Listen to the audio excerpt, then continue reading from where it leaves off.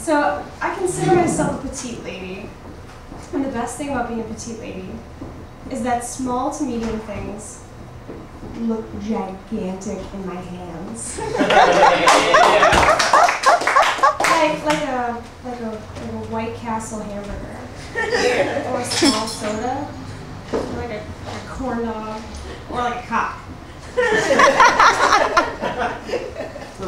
I like to look for the best in people, and I kind of argue with myself in my head. Like, okay, so if you met the meanest, like most horrible person you can imagine, could you find something good about that person? So in my head, I always imagine like Hitler.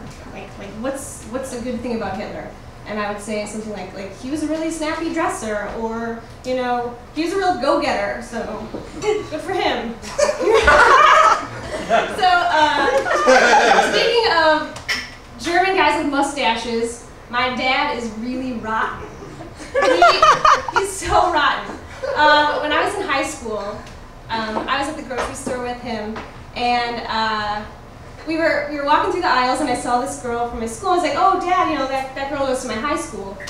And my dad, being the rotten dude he is, reaches over to the shelf next to him and pulls off a box and is like, "Hey, Renee, do you need any more of these tampons?"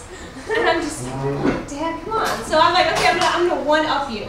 So I lean over and I'm like trying to find the grossest thing I can find on a shelf, and I pull it off and I'm like, "No, Dad, do you need any more of this anal itch cream?" Right? So I'm like, this is hilarious. I'm totally like showing my dad and his boss. Only he turns around and he says to me, "Only if you put it on for me again." Yeah, you can't really come back from that. So I told my dad I was going to try stand-up comedy, and he's like, "What would you do that for?"